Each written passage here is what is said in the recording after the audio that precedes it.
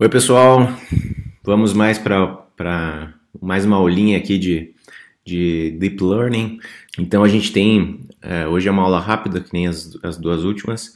A gente tem, vocês já fizeram os testes, vocês devem ter notado que quando a gente trabalha com redes neurais, principalmente se a base de dados é grande ou se a gente tem muitas camadas dentro da rede neural, principalmente em Deep Learning, né, a gente demora bastante o treinamento. Então, aqueles primeiros exemplos não, mas os últimos que a gente fez com a base de dados maior, por exemplo, a gente demorou bem para terminar o treinamento e depois poder fazer a predição. Então, vocês devem imaginar que não é sempre assim que funciona, né? Imagina se fizerem uma aplicação para fazer uma predição, né? Se toda vez a gente tivesse que fazer o treinamento, ia demorar demais. Então, a ideia da aula de hoje é mostrar como é que a gente pode fazer algo que nem nesse sentido aqui. Aqui é um exemplo de várias imagens de carro, no qual ele aprende as características e depois identifica uma probabilidade de ser alguma coisa ou outra, né? Então, aqui ele está identificando que isso é um carro. Então, toda vez que a gente tiver que fazer esse treinamento todo aqui, para depois fazer a classificação, demora bastante. O que a gente pode fazer é essa transferência de aprendizado. Significa o quê? A gente pegar o dado que a gente quer fazer a predição, mas ao invés de fazer todo o treinamento, a gente usa os pesos salvos. Então a gente pode, depois que a gente fizer um treinamento que nem esse da rede, a gente pode salvar os pesos num arquivo de extensão H5, no caso do TensorFlow, e só carregar ele. Então deixa muito mais rápido a nossa aplicação, depois que a gente sabe que no nosso treinamento os pesos já aprenderam as características que deveriam aprender, e a gente já pode só reutilizar ele, né? Esse é o link que vocês podem baixar o código-fonte da aula de hoje. E o ideal é que a gente pode, nesse caso, a gente pode também, se a gente quiser, a gente pode congelar algumas camadas. Então a gente pode treinar a partir de uma determinada camada também. É possível. Não, como exemplo, a gente vai usar uma rede que já foi treinada, uma rede bem grande, já foi treinada com 1 milhão de imagens. Então vocês imaginem o tempo que demorou para fazer esse treinamento. Ela se chama Inception e ela é da Universidade de Cornell. Então o primeiro passo é a gente baixar as imagens, tem nesse link aqui, vocês podem baixar para a máquina de vocês. A gente tem que fazer essas importações de layers, que significa camadas, e model, que é para o modelo. Aqui a gente está instanciando o objeto do Inception, então a gente vai importar ele já tem uma aplicação pronta para ele dentro do próprio Keras. E aqui a gente vai indicar qual é o arquivo com os pesos. Então é sempre um arquivo com a extensão H5. Então aqui eu estou instanciando. O formato de entrada é 150 por 150. São imagens coloridas, RGB, por isso que tem 3 bytes. Esse boolean aqui, a gente está dizendo que não quer que inclua a camada de cima. Isso significa que a gente só vai ter as camadas de convolução, mas a saída não, porque a gente quer continuar o treinamento, né? Então a gente quer só uma parte da rede. E aqui, no caso dos pesos, eu coloquei none, porque a gente não quer os pesos iniciais, a gente quer os randômicos. Para carregar os pesos, o que a gente faz? A gente pega esse objeto que a gente instanciou agora, chama load weights para carregar os pesos do arquivo que a gente indicou aqui em cima. E aqui a gente está fazendo o quê? Está fazendo um laço de interação, um for, para percorrer dentro do nosso modelo que a gente carregou, acessar as camadas dele e dizer que um boolean, cada camada tem um boolean para dizer se ela já foi treinada ou não. A gente está dizendo que nenhuma delas foi. Então aqui a gente pode dar um summary do nosso modelo para verificar o formato que a gente tem. Então, como eu falei antes, lá tinha 150 por 150. E aí a gente vai botando as convoluções, a normalização, a ativação e assim sucessivamente. Eu criei uma função para recriar a rede. Então daqui a pouco eu vou mostrar o código inteiro, tá? Mas vamos por partes.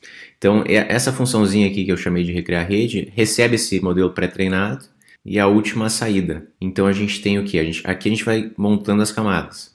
Então aqui eu crio uma camada achatada a partir dessa última saída. Depois crio uma camada densa de 1024 com ativação ReLU. E eu vou agrupando, ó, a camada achatada com a densa, com uma de dropout de 20%. Vou falar um pouco mais de dropout depois. Por fim, uma camada de ativação sigmoide, com aquele índice, aquela probabilidade entre 0 e 1. E aqui a gente cria finalmente o modelo. Então aqui a gente está instanciando um objeto modelo com esse a entrada do modelo pré-treinado que a gente recebeu e essas camadas que eu vou adicionar no final do nosso modelo. Então, essas camadas aqui é que vão fazer a classificação. E o que a gente tinha antes já fez todo o treinamento, né, prévio. Aí a gente cria um modelo que a gente criava antes, compila ele, a gente está usando o RMS Prop como otimizador, com uma taxa de aprendizado de 0.0001. A função de erro é a entropia cruzada binária, a gente está fazendo uma classificação entre duas classes só, e a métrica que a gente vai usar é a acurácia.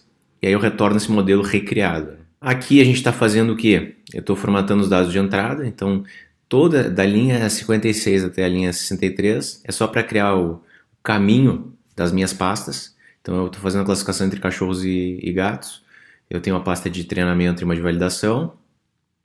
Dentro de cada uma dessas eu tenho esse par, e aqui eu tenho o caminho completo delas. Aí eu vou usar o Image Data Generator, que nem a gente já usou antes, fazer toda aquela augmentação para fazer alterações nas nossas imagens e ter um número maior, uma diversidade maior nos dados de entrada. Instanciar também um gerador para o teste, para validar as informações. Criar esses dois caras e continuar o treinamento. Então essa função que eu criei aqui, treina a rede, recebe o modelo que eu criei antes, o gerador de treinamento e o gerador de validação, chama o método fit com esse gerador de treinamento e de validação de dados. Aqui eu digo quantas épocas eu vou treinar quantos passos eu vou treinar por época, desculpa. Quantas épocas eu vou ter no total? Vou ter 20 épocas aqui. Quantos passos de validação e o modo verboso. Então, essas características aqui, se vocês quisessem alterar o método e botar aqui para receber, também pode. Aí a gente retorna o history, esse objeto que vai me dizer como é que se comportou. A partir desse cara que a gente pode acessar as métricas de avaliação da nossa rede. Aqui eu já separei e modularizei mais o código ainda, então depois eu criei um método que calcula desempenho, no qual eu recebo esse history e acesso a acurácia e o erro, e retorno uma tupla com esses valores, além da quantidade de épocas que eu treinei também. E aqui um último para mostrar a acurácia da minha rede. Então, tanto durante o treinamento e durante a validação, a acurácia e o erro, em vermelho e azul, sempre plotando. Agora eu falei que eu ia comentar um pouco, vamos ver o exemplo completo. Então vocês podem ver que aqui a gente tem o arquivo com os pesos, né? A gente não vai conseguir abrir para editar esse arquivo. O que a gente faz aqui eu faço todas as importações necessárias, inicialmente. Aqui no nosso programa principal eu indico onde é que está o meu arquivo de pesos, qual é o diretório com as imagens que eu quero usar para o treinamento. Chamo aquele método de carregar um modelo previamente treinado, recrio a minha rede, formato os dados de entrada, treino a minha rede, calculo o desempenho e mostro o gráfico. Então a gente tem aqui todas aquelas funções. Aqui a gente está fazendo tudo aquilo que eu mostrei nos primeiros slides. A única diferença desse código do outro, eu achei melhor modularizar para a gente separar bem e ver o que cada parte está fazendo, não ficar com uma confusão, né? Eu já usei acho que umas 2 vezes essa camada de dropout, mas eu não entrei muito a fundo, né? Então agora aqui a ideia é mostrar para vocês bem o que é essa camada de dropout. Então, na prática ele remove um número randômico de neurônios da rede neural. Isso é para tentar evitar com que aconteça o overfitting. Então aqui os meus neurônios vizinhos não fiquem com pesos muito similares aos meus, né? Então essa é a ideia. Injetar na rede, digamos, uma certa randomicidade, né? Deixar um pouco mais randômico. E além disso, algum neurônio pode muitas vezes aumentar muito o seu valor, então cria uma especialização em excesso, então a gente não quer isso.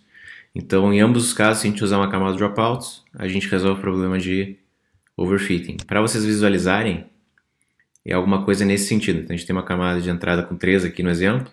Se eu usar uma taxa de 50% de dropout, quando eu for para a próxima camada, ele vai esquecer esses dois, vai para a próxima, vai esquecer mais um, e assim sucessivamente. Para fazer isso no código, a diferença, se a gente tivesse algo assim e não usasse dropouts, a diferença é que a gente tem que adicionar a camada, dizer a taxa de porcentagem que a gente quer esquecer de neurônios, e aqui no caso a gente está usando 20%, e é isso, é sempre entre 0 e 1, então 0.2 é 20%. Aqui uma diferença entre não usar a camada dropout e aqui usando. Então vocês podem notar que a validação, o comportamento da validação foi muito melhor. E do treinamento também, né? Porque aqui o treinamento ele já começou já bem alto, se manteve, então não teve muito... Aqui é um exemplo clássico de overfitting, ó. Aqui não, o ideal é a gente ter uma curva assim, no qual a gente vai aprendendo de fato. Aqui os valores que a gente obteve, né? Que eu obtive nesse caso aqui. Então aqui com aquele exemplo anterior, e com a camada dropout, eu obtive esses valores aqui.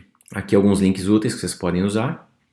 Tem esses dois exemplos naquele código lá do GitHub. Vocês podem acessar eles aqui também para mexer, para baixar esse arquivo de pesos. E aqui alguns sobre transferência de aprendizado. Aqui um notebook para vocês poderem programar no próprio link. E aqui um link que eu achei interessante sobre imagens. Mais alguns aqui, um que fala sobre o Inception, sobre essa rede treinada da Cornell, um vídeo e mais um notebook para vocês poderem mexer. E aqui eu sugiro que vocês tentem fazer como exercício, aquele exemplo anterior que a gente fez para classificação de cavalos e humanos, vocês podem tentar fazer o que a gente aprendeu hoje. A validação tem que estar em torno de 95%, vocês podem usar o callback também para parar o treinamento em algum momento, quando chegar numa certa taxa. Eu só quero mostrar para vocês aqui como é que a gente salva. Eu me esqueci de mostrar naquele exemplo da aula anterior, mas o que acontece? Aqui deixa eu apresentar aqui o código. O que acontece? Aqui nesse código que a gente tem da aula 6, eu fiz um if, ó. Então eu tenho um boolean aqui que eu indico se eu quero usar um modelo prévio ou não. Então se eu quiser usar o modelo prévio que a gente fez agora, eu estou usando aquele método para criar um modelo. Então aqui eu estou criando um modelo com as camadas que eu quero. Retorno esse modelo, só usei para separar. Compilo ele e carrego, dou load weights do nome do arquivo que eu quero. Então eu tenho um arquivo lá .h5 que eu já salvei previamente. Se eu passar isso como falso, aí eu vou ter que fazer todo o processo de treinamento. E no final, isso que eu queria mostrar para vocês. Aqui é onde eu salvo o arquivo. Então, esse método .save, a partir do meu objeto model, é que faz com que eu, com um determinado nome de arquivo, tem que ser .h5, é aqui que eu salvo para poder reutilizar ele futuramente. Então, espero que tenha ajudado vocês. Para fazer o exercício, isso aqui vai ajudar bastante. Na próxima aula, a gente vai fazer classificação múltipla, ou seja, a gente vai fazer classificação em múltiplas classes. Até o próximo vídeo.